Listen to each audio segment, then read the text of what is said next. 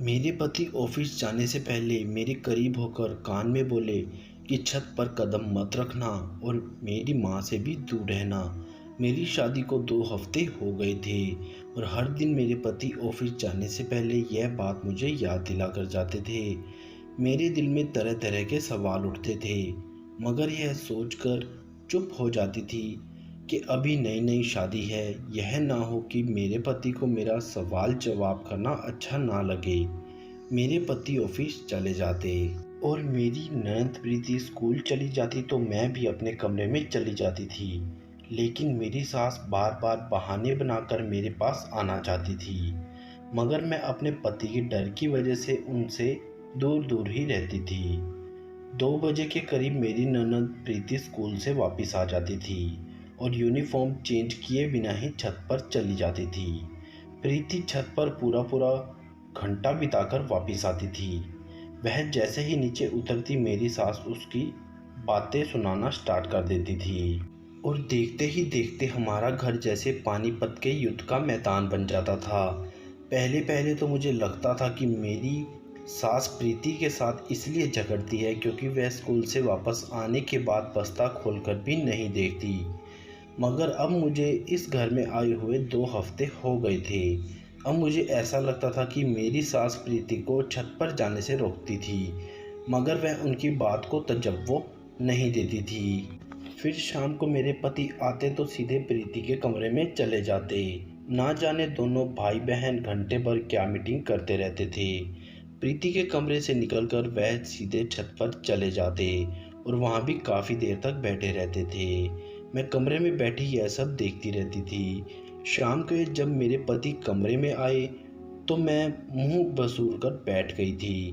वह मुझे देखकर हंस गए और बोले, आज तो सूरज 1.25 हाथ ऊपर है, ऊपर वाला रहम करे। उनके हंसने से मुझे हिम्मत मिल गई थी, इसलिए मैं शिकवा किए बिना ना रह सकी। मैंने उनसे कहा कि आप मुझे घर वालों से घुलने मिलने क्यों नहीं देते और ना ही खुद मुझसे वक्त देते हो। हर समय छत पर बैठे रहते हैं, ना जाने क्या खजाना छुपा रखा है वहाँ।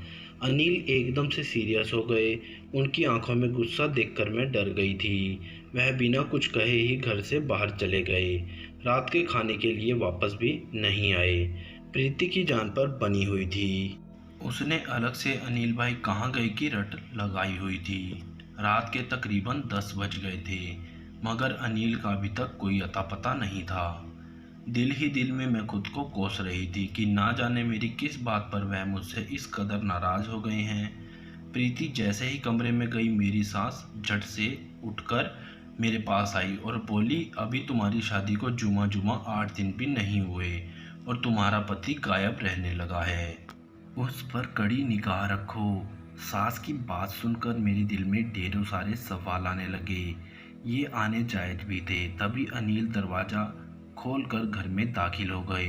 उन्होंने मुझे और अपनी माँ को एक दूसरे के पास खड़े हुए देख लिया था। अनिल कुछ भी बोले बिना ही मुझे कलाई से पकड़कर मेरे कमरे में ले गए। अनिल गुस्से से बोले, माँ तुम्हें क्या कह रही थी? मेरा तो दिल पहले ही कांप रहा था। उनकी गुस्से भरी आवाज़ सुनी तो मेरी आंखें भीग गई और मैं रोने लगी और बोली, माँ जी कह रही थी कि अनिल का ख्याल रखा करो। मैंने जानबूझकर बात पलटकर बताई थी, क्योंकि उनकी तो अपनी माँ से पहले से ही नहीं बनती थी। ना जाने इसकी वजह क्या थी। अनिल को मेरा जवाब सुनकर कुछ तसल्ली हुई। फिर अनिल बहुत ही आहिस्ता से बोले, देखो बात यह है कि मैंने छत पर अलग अलग तरह की नस्ल के तोते पाले हुए हैं। इस मौसम में तोतियां अंडों पर बैठकर बच्चे निकालती हैं। इस तरह से उनकी नस्ल बढ़ जाती है। लेकिन अगर तोते किसी अजनबी आदमी को अपने पिंजरे के पास देख लें तो उनको खतरा महसूस होता है। फिर वह अंडों से बच्चे नहीं निकाल पाते हैं और वह अंडे खुद ही तोड़ देते हैं। तुम अभी उनके लिए अजनबी हो, इसलिए मना करता हूँ। अनिल की बात सुनकर मेरा दिल हल्का हो गया था। मैं बोली, परिंदे तो मुझे भी बहुत पसंद है, मैं आपके तोतों का ख्याल रखूंगी। प्रीति भी तो ख्याल रखती है। अनिल हंसकर बोले, मेरे तोते प्रीति को जानते हैं, मैंने उसकी ड्यूटी लगा रखी है। वह मुझे तोतों की रिपोर्ट दिया करे, किस जोड़े ने अंडे दे दिए हैं और किसने अभी बच्चे निकाले हैं। मैं सारी बात समझ गई थी फिर मैं बोली, आप मुझे माँ जी के पास बैठने से मना क्यों करते हैं? वह बोले, क्योंकि माँ तुम्हें नुकसान पहुंचा सकती है। उनका मानसिक संतुलन कुछ बिगड़ा हुआ है। क्या तुम नहीं देख सकती कि वह हर वक्त लड़ती झगड़ती रहती हैं? मैंने हाँ में सर हिला दिया। अनिल के जवाब से मेरे दिल को कुछ सुकून मिला। मैं अपने आप को बहुत ही हल्की फुल्की सी महसूस कर रही थी। अगले दिन फिर अनिल मेरे कान में बोले कि छत पर मत जाना और माँ से दूर रहना। लेकिन मैंने दिल ही दिल में सोच लिया था कि मैं अनिल से छुपकर माँ जी का ख्याल रखूंगी। बीमारी में क्या माँ बाप औलाद को छोड़ देते हैं? अनिल और प्रीति तो अपनी माँ से गैरों जैसा सुलूक करते थे, मगर मैं तो ऐसा नहीं कर सकती थी ना। इसलिए मैं दोनों के जाने के बाद अपनी सास के पास आकर बैठ गई और कहने लगी, माँ जी मैं आपके सर में तेल लगाकर मालिश कर देती हूँ। उन्होंने जल्दी जल्दी हाँ में सिर हिला दिया कि कहीं मैं बाद में मुकर न जाऊँ। मैंने उनके सिर में तेल लगाते हुए इधर उधर की बातें करनी स्टार्ट कर दी, जबकि मेरी सास बार बार मुझसे जिद कर रही थी कि तुम छत पर जाकर वहाँ की सफाई कर दो। मैं बोली, माँ जी अनिल ने मुझे छत पर जाने से मना किया है। फिर वह बोली, हम दोनों घर में अकेले हैं, ना तुम अनिल को बताओगी और ना ही मैं बताऊंगी। फिर डर किस बात का? मैंने सोचा कि अगर मैंने अपनी सास को मना कर दिया तो वह नाराज ना हो जाए। वह कहेगी कि पहली बार किसी को काम कहा है और वह भी बहू ने मुंह पर मना कर दिया।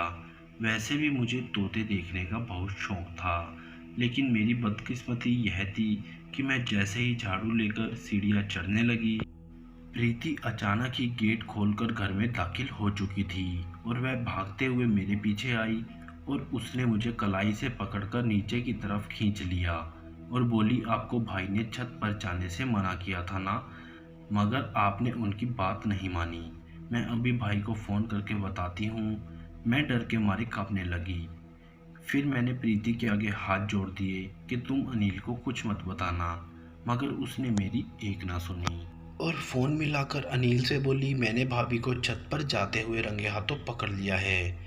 यह तो अच्छा हुआ कि आज हाफ डे था और आज स्कूल से आधी छुट्टी हो गई, वरना सोचे क्या हो जाता। मैं अपनी अकल पर मातम करने लगी थी कि मैंने यह बात नज़रअंदाज क्यों कर दी कि आज तो आधी छुट्टी थी। प्रीति ने मुझे फ़ोन पकड़ा दिया और बोली, भाई आपसे बात करना चाहते हैं। मैंने फ़ोन कान से लगाकर हेलो किया, तभी अनिल की गुस्से भरी आवाज़ सुनाई दी। वह बोले, आज मैं इसको तुम्हारी पहली और आखिरी गलती समझकर माफ़ कर रहा हूँ, लेकिन अगर एक बार भी तुमने यह हरकत दोबारा करने की कोशिश की तो मैं कुछ भी सोचे समझे बिना ही तुम्हें घर से निकाल दूंगा। मुझे अनिल से इस तरह की उम्मीद नहीं थी। मैं अपने कमरे में जाकर रोने लगी। शाम हुई तो अनिल ऑफिस से लौट आए थे। वह रोज की तरह प्रीति के कमरे में चले गए और फिर छत पर चले गए। मैं कमरे में बैठी डर की वजह से कांप रही थी कि अब ना जाने वह मेरे साथ क्या करेगा। लेकिन जब वह कमरे में आए तो बहुत ही प्यार से बोले, क्या बात है, आज अंधेरा करके क्यों बैठी हो? अनिल की बात सुनकर मेरे दिल को कुछ सुकून मिला। मैं जल्दी से उठी और अनिल से बोली, मैं छत पर जाना नहीं चाहती थी, माँ जी ने मुझे ज़बरदस्ती भेजा था। अनिल ने कुछ सोचते हुए सर हिला दिया। वह बोले, इसीलिए तो मैं तुम्हें माँ के पास बैठने से मना किया करता हूँ, क्योंकि वह हम दोनों को बसने ही नहीं देना चाहती। मैं हैरत में डूब गई थी। आखिर वह कैसी माँ थी जो बेटे का घर उजाड़ना चाहती थी। रात को मैं सोई हुई थी कि अचानक ही मेरी आँख खुल गई, लेकिन मुझे दोबारा नींद ही नहीं आ रही थी। मैं करवट पर करवट बदली जा रही थी। प्यास की वजह से गले में कांटे चुभने लगे थे, इसलिए मैं उठकर बाहर सहन में निकल आई थी। पर मुझे हैरत हुई जब मैंने प्रीति और अपनी सास को सर जोड़े बैठकर देखा था। ना जाने वह दोनों आपस में क्या खुसर खुसर कर रही थी। मैं दबे कदमों अपने कमरे में वापस लौट आई। यह बात तो जाहिर थी कि मेरी सास और प्रीति अंदर से एक दूसरे से मिली हुई थी। वह अनिल की आंखों में धूल झोंकने के लिए आपस में लड़ रही थी। फिर रात को ना जाने क्या क्या प्लान बनाती थी। अब मुझे समझ आ गया था कि आज का वाक्य भी एक सोची समझी चाल थी। माँ जी ने मुझे उसी वक्त सर पर भेजा जब प्रीति की वापसी का वक्त हो गया था, इसीलिए उन्होंने मुझे छत पर भेजा। लेकिन फिर दिल में यह ख्याल उठता है कि अनिल ऐसा क्यों करते हैं? तोते तो अक्सर घरों में पाए जाते हैं, मगर इस कदर एहतियात उससे पहले देखने को नहीं मिली थी। मैंने सोच लिया था कि मैं इन तीनों को बेनकाब करके ही रहूँगी।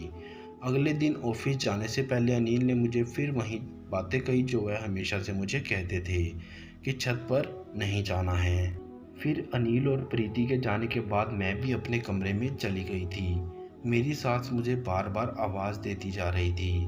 वह कभी कहती कि आकर मेरी टांगें दबा दो, तो कभी कहती कि सर में तेल डाल दो। दिल चाहता था कि उनकी बात मान लो, मगर दिल दिमाग बार बार मना कर रहे थे। इसलिए मैंने दिल दिमाग की जंग में फंसी रही, मगर कमरे से बाहर ना निकली। दोपहर करीब 2 बजे प्रीति घर पर आई। वह सीधा ही मेरे कमरे में आ गई। बोली, भाभी मैंने महसूस किया है कि कल के झगड़े के बाद आप मुझसे नाराज सी हो। मैं मुंह बसोड़कर बोली, क्या नाराज नहीं होना चाहिए। प्रीति मेरे पास आकर बेड पर बैठ गई और बोली कि अगर मैं आपकी जगह होती तो मैं भी नाराज हो ही जाती, मगर आप खुद को मेरी जगह रखकर देखोगी तो आपकी नाराजगी खत्म हो जाएगी। मैं बिन बाप की बच्ची हूँ, माँ का भी मानसिक संतुलन बिगड़ा हुआ है। अब एक अनिल भाई ही हैं जो मेरे लिए माँ और बाप दोनों बन गए हैं। अब उन्होंने मुझे एक काम सौंपा है और वह है उनके तोतों की देखभाल करना। क्या मैं उनके लिए इतना भी नहीं कर सकती? फिर मुझे यह भी डर था कि अगर अनिल भाई नाराज़ हो गए तो मैं कहीं की भी नहीं रहूँगी। अब आप अपना गुस्सा थूक दें और मेरे साथ दोस्ती कर लें। देखो मैं आपके लिए स्कूल से क्या लेकर आई हूँ। शकरकंद की खट्टी मीठी चाट। इतना कहकर प्रीति किचन में चली गई। जब वह वापस आई तो उसने अपने हाथों में 2 प्लेटें पकड़ी हुई थी जिनमें चाट थी। मेरे मुंह में एकदम से पानी भर आया। फिर मुझे प्रीति की बातें भी कुछ सही सी लगी थी, इसलिए मैंने मुस्कुराकर उससे वह प्लेट पकड़ ली और चाट खाते हुए बातें करने लगी। वह मुझे अपने स्कूल की बातें बता रही थी। चाट खाकर वह बोली, भाभी अब मैं ज़रा तोते देख आऊं, फिर अपने कमरे में जाकर सो जाऊंगी। उसकी बात सुनकर मुझे भी नींद आने लगी थी। मैं भी लेट गई थी। फिर कुछ पता ही नहीं चला कि कब मुझे नींद आ गई। शाम गई, मेरी आंख खुली तो आंख के आगे अंधेरा ही अंधेरा था। जी चाहता था कि मैं फिर से सो जाऊं, मगर हिम्मत करके उठ बैठी। मैं जैसे ही बाहर निकली तो यह देखकर हैरानी रह गई थी कि अनिल और प्रीति छत से नीचे उतर रहे थे और उनके साथ एक लेडीज़ डॉक्टर भी आगे चल रही थी। मेरी सास उस डॉक्टर को देखकर चिल्लाने लगी, मुझे बता दे सब ठीक है ना। वह डॉक्टर हाँ में सिर हिलाकर बाहर निकल गई। मैं जल्दी से बेड पर आकर लेट गई और सोने का ड्रामा करने लगी। डॉक्टर को बाहर छोड़ने के बाद अनिल दबे कदमों से कमरे में आए और मुझे सोता देखकर फिर से बाहर निकल गए। मैं हैरान थी कि मैं तो इस टाइम कभी नहीं सोती थी, आज यूँ अचानक कैसे सो गई। लेकिन इस बारे में मैंने ज़्यादा ध्यान नहीं दिया था। मैं तो बस यही सोच रही थी कि वह डॉक्टर छत पर क्या करने गई थी। क्या पता तोतों के भी डॉक्टर्स होते हैं। यह सब बातें मुझे परेशान कर रही थी। अब मुझे अपनी सास की बातें समझ आने लगी थी। शायद वह मुझे ऊपर इसलिए भेजना चाहती थी कि वहाँ कोई राज मेरा इंतज़ार कर रहा था जो अनिल मुझसे छुपाना चाह रहे थे। लेकिन मैं अनिल की नाराज़गी मोल लेकर कोई भी राज जानना नहीं चाहती थी, क्योंकि मुझे अपने पति से बहुत मोहब्बत थी। आधे घंटे मैं इसी तरह पड़ी रही थी। फिर जब मैं बाहर निकली तो प्रीति से सबसे पहले मैंने पूछा कि अनिल कहाँ हैं। उसने आंखों में हैरत भरकर मुझे देखा और घबराकर बोली, भाभी इस टाइम अनिल भाई कहाँ होते हैं? अपने ऑफिस में ना, आज भी वहीं पर ही होंगे। प्रीति मुझसे ना जाने क्यों झूठ बोल रही थी। फिर मैंने सोचा कि अनिल अभी थोड़ी देर बाद ही घर आ जाएंगे, मगर अनिल हमेशा की तरह 6 बजे के बाद ही घर लौटे थे। मैं उनको देखकर बोली, अनिल आज आप कहाँ रह गए थे? उन्होंने मुझे ऐसी नज़रों से देखा जैसे मैंने कोई गलत सवाल पूछ लिया हो। वह बोली, मैं तो ऑफिस से इसी वक्त लौटता हूँ, तुम ऐसा क्यों पूछ रही हो? मैंने नहीं में सिर हिलाकर कहा कि कुछ नहीं, मैं चाहती थी कि सबके सामने ही छत पर जाकर राज पता कर लूं। मगर फिर अनिल का प्यार और उनके गुस्से का डर मुझे यह सब करने से रोक रहा था। अब यूं ही कई दिन गुजर रहे थे, लेकिन मेरा शक बढ़ता ही जा रहा था। यूं ही मैं एक दिन सहन में बैठी बाल संवार रही थी कि मुझे किसी की चीख की आवाज़ सुनाई दी। मैंने अपनी सास की तरफ देखा और उन्होंने मेरी तरफ देखा। फिर चीखों की आवाज़ बढ़ती ही जा रही थी। यह आवाज़ छत से आ रही थी। मेरी सास के घुटने का दर्द की वजह से वह कुछ नहीं बोल पाई, इसलिए वह सीढ़ियाँ भी नहीं चढ़ सकती थी। लेकिन यह आवाज़ सुनकर वह अपना दुख दर्द सब कुछ ही भूल बैठी थी और छत पर चढ़ने की कोशिश करने लगी थी। अभी उन्होंने 2 ही सीढ़ियाँ चढ़ी थी कि उनके घुटनों ने जवाब दे दिया। मैं यह सब परेशान होकर खड़ी देखती रही और यही सोच रही थी कि क्या करूं। तभी मेरी सास ने अचानक मेरे पाँव पकड़ लिए और बोली, जाओ छत पर चली जाओ और उसे वहां जाकर बचा लो। तुम्हें ऊपर वाले का वास्ता है। चीखों की आवाज़ भी बढ़ती जा रही थी। मैं कुछ भी बिना सोचे समझे ही ऊपर की तरफ भाग गई। यह देखकर मैं बहुत हैरान थी कि ऊपर तो कोई पिंजरा था ही नहीं, बस सामने एक कमरा बना हुआ था जिसे बाहर की कुंडी लगाई हुई थी और यह आवाज़ उसी कमरे से आ रही थी। मैंने जल्दी से दरवाज़ा खोला तो ऊपर किसी तोते का नामो निशान नहीं था। वहां तो एक लड़की पेट पकड़कर रो रही थी। मैं भागकर उस लड़की के पास गई और उसे दिलासा दिया कि तुम फिक्र ना करो, मैं अभी डॉक्टर को बुलाकर लाती हूँ। मैं भागकर नीचे गई और अपनी सास को यह सब बताया, मगर मेरी बात सुनकर वह हैरान नहीं हुई थी। वह बोली, मैंने डॉक्टर को फ़ोन कर दिया है, वह बस पहुंचने ही वाली है। मेरी सास ने मुझे फिर ऊपर भेज दिया कि मैं उस लड़की को दिलासा देती रहूं। थोड़ी देर बाद डॉक्टर भी आ गई और उसने मुझे कमरे से बाहर भेज दिया। मैं वहीं खड़ी रही।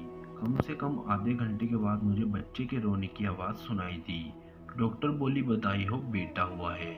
फिर मैं उस बच्चे को लेकर नीचे आ गई। इतनी देर में प्रीति भी स्कूल से लौट आई। वह बच्चे को देखकर हैरान रह गई। मैंने कहा, देखो तुम्हारे भाई की तोती ने अंडे से बच्चा निकाल दिया है। प्रीति का चेहरा लाल पड़ गया।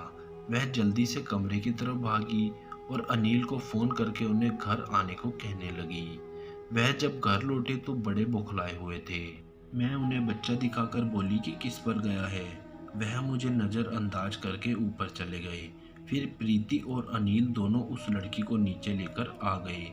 मैं खुद को उस घर में अजनबी सा महसूस करने लगी थी। मुझे कोई राज में शामिल ही नहीं करता था। मुझे लगा कि शायद यह लड़की अनिल की पत्नी है, इसलिए तो अनिल मुझे उससे छुपा छुपा कर रखता है। मैंने फैसला कर लिया था कि मैं यह घर छोड़कर चली जाऊंगी। मैं तभी कमरे में आकर अपना सामान पैक कर रही थी जब अनिल कमरे में आए और मुझे देखते रहे। फिर बोले, यह क्या कर रही हो तुम? मैंने कहा, मैं आपका घर छोड़कर जा रही हूँ। अनिल बोले, मुझसे ऐसी कौन सी गलती हो गई है जो तुम मुझे छोड़कर जा रही हो? मैंने कहा, ऊपर वाले ने आपको चांद सा बेटा दे दिया है, आपको और क्या चाहिए? मेरी तो आपको पहले भी परवाह नहीं थी। ऑफिस से आकर आप प्रीति के पास बैठ जाते थे, फिर छत पर चले जाते थे। मैं तो आपकी ज़िंदगी में कुछ हूँ ही नहीं। अनिल ने मेरे सामने से कपड़ों वाला बैग उठा लिया और मेरा हाथ थाम कर मुझे अपने सामने बिठा लिया। फिर बोले, मेरी बात को बहुत ध्यान से सुनना चाहती हो? तुम जानती हो कि यह लड़की जो छत पर रहती है, यह मेरी सगी बहन है। जब यह 16 साल की हुई तो ना जाने किस दरिंदे की बातों में आ गई। उस लड़के ने छुप कर इससे शादी की और यह प्रेग्नेंट हो गई। माँ ने यह बात मुझसे छुपा ली थी, लेकिन मुझे उसके बढ़ते पेट से अंदाजा हो गया था कि कुछ ना कुछ तो गड़बड़ जरूर है। मैंने उससे पूछा, वह छोटी थी तो डर गई और सब कुछ मुझे बताने के लिए तैयार हो गई। सच सुनकर मैं तो कांप कर ही रह गया था। जब मैंने उससे और बातें पूछने की कोशिश की तो वह रोने लगी थी। उसने मुझे अपने पति का नाम नहीं बताया था। फिर मोहल्ले वाले को हम क्या बताते कि यह किसका बच्चा है? मेरी मासूम बहन बदनाम होकर रह जाती और हम भी किसी को मुंह दिखाने के लायक ना रहते। इसलिए मैंने उसको कहा कि वह छत पर ही रहे। वह इस बात पर तैयार हो गई थी, लेकिन माँ को लगता था कि मैंने और प्रीति ने उसको उसके जुर्म की सजा देने के लिए छत पर कैद किया हुआ है। माँ घुटनों की वजह से छत पर जा नहीं सकती थी, इसलिए हर समय मुझसे और प्रीति से झगड़ती रहती थी कि मेरी बेटी को नीचे लाओ। और जहाँ तक तुम्हारी बात है तो मैंने तुम्हें इसलिए नहीं बताया क्योंकि अभी तो तुम हमारे घर में नई-नई आई हो। तुम मेरी बहन के बारे में कोई गलत राय भी सोच सकती थी। मुझे डर था कि तुम मुझे छोड़कर चली ना जाओ। अब जब हर चीज़ तुम्हारे सामने आ ही गई है तो मैं तुमसे एक मदद माँगना चाहता हूँ। क्या तुम मेरी बात मानोगी? मैं अनिल की बातें सुनकर अपनी ननद के लिए परेशान हुई। मैंने झट से हाँ में सिर हिला दिया। फिर अनिल बोले तुम मेरी बहन के साथ दोस्ती का रिश्ता बना लो। तुम ही वह इंसान हो जिसे वह अपना राज बता सकती है, क्योंकि उसने ना प्रीति को कुछ बताया है और ना ही माँ को। मैंने अनिल से वादा किया था कि मैं उससे पूछ कर ही रहूँगी। अब मैं हर समय अपनी ननद के साथ रहती थी। मैं उसके बच्चे का बहुत ख्याल रखती थी। मैंने एक दिन उससे कहा कि यह बच्चा कितना बदनसीब है ना, इसे तो बाप का प्यार भी नहीं मिला। यह बात सुनकर वह फूट फूट कर रोने लगी। फिर वह बोली भाभी, इस बच्चे के बाप का नाम रमेश है, मेरे बचपन का मंगेतर। ना जाने हमसे क्या सोची कि हमने जोश जोश में घर वालों को चुपकर शादी कर ली थी। जब मैं प्रेग्नेंट हुई तो वह डर गया और पीछे हट गया, क्योंकि वह तो खुद अभी कॉलेज का स्टूडेंट था। वह घर वालों को यह सब नहीं बताना चाहता था। ननद की मुंह से उसके पति का नाम सुनकर मेरे सर पे से जैसे